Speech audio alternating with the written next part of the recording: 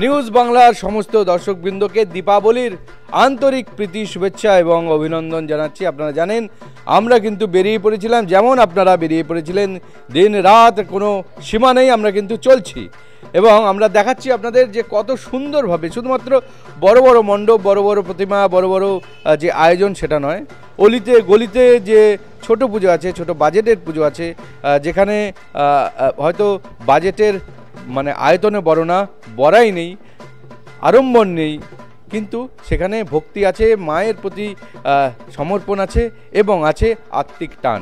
এবং একই সঙ্গে এই ছোট্ট বাজেটের মধ্যে ছোট্ট পরিসরে পুজোটাকে কি করে আরও সুন্দর করা যায় সেই প্রচেষ্টা, সেই আপ্রাণ প্রচেষ্টা রয়েছে। তেমনই একটা পুজো হচ্ছে গিয়ে দমদমের। আপনারা জানেন দমদমে যথেষ্ট ভালো বড় মানে জাঁকজমকভাবেই এই শক্তি মায়ের আরাধনা, সেই আরাধনা কিন্তু অনুষ্ঠিত হয়। আমরা দমদমের বিভিন্ন মণ্ডপ আপনাদেরকে ঘুরে দেখিয়েছি। এই মুহূর্তে আমরা দাঁড়িয়ে আছি দমদমের মেলামেশা যে ক্লাব, সেই ক্লাবের সামনে, বলা যায় ক্লাবের ভেতরে।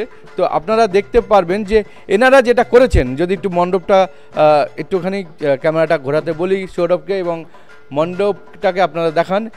সেখানে হচ্ছে গিয়ে এনাদের মণ্ডপের থিম হচ্ছে গিয়ে খবরের পথ চলা, অর্থাৎ কি করে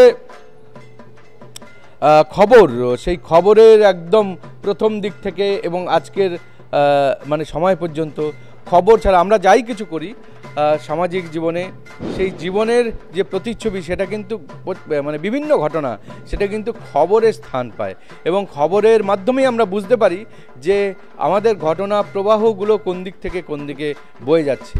তো আজকের এই যে মায়ের আরাধনা, সেই আরাধনাতেও সেই খবরের একটা ছাপ সেটা যেন পড়েছে এবং সেই মায়ের আরাধনাটাও কোনোভাবে খবরে যেমন স্থান পেয়েছে, সেই খবরও স্থান পেয়েছে অন্য দিক দিয়ে মায়ের আরাধনায়। তো দুটোই মিলেমিশে একাকার এই মণ্ডপে সুন্দরভাবে দেখতে পাচ্ছেন। খবরের কাগজ বিভিন্নভাবে সেই খবরের কাগজকে দিয়ে সেই খবরের মানে শিরোনামগুলোকে দিয়ে কত সুন্দরভাবে এখানে একটা ইনোভেটিভ, একটা নতুন আইডিয়া। এনারা কিন্তু প্রতি বছরই বিভিন্ন রকম নতুন নতুন আইডিয়া, নতুন নতুন ধারণা দিয়ে কিন্তু মণ্ডপ তৈরি করেন এবং রিসেন্টলি যে হয়ে গেছে দেখতে পাচ্ছেন আপনারা অপারেশন সিন্দুর, সেটাও কিন্তু এখানে স্থান পেয়েছে। যাই হোক, এত সুন্দর মণ্ডপ এখানে এনারা করেছেন, সত্যি সেটা কিন্তু বাহবা দেওয়ার যোগ্য।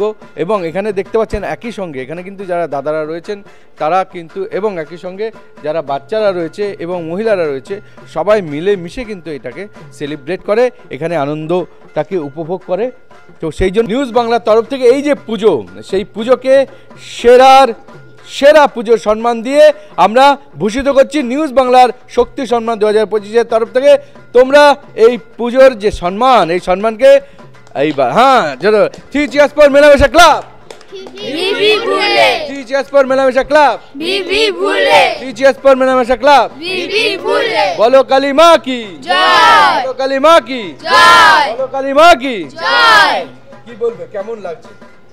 খুব ভালো লাগছে, খুব ভালো লাগছে। মণ্ডপ কেমন লেগেছে? খুব ভালো লাগছে। হ্যাঁ, কি বলবেন দাদা, এত সুন্দর মানে আপনারা এসছেন, এটা কভার করছেন। হ্যাঁ, অনেকে তো বড় বড় মণ্ডপে যায়, যাক আপনারা এসছেন, আমাদের পুজোটাকে আপনারা কভার করছেন, এটা দেখেও ভালো লাগছে।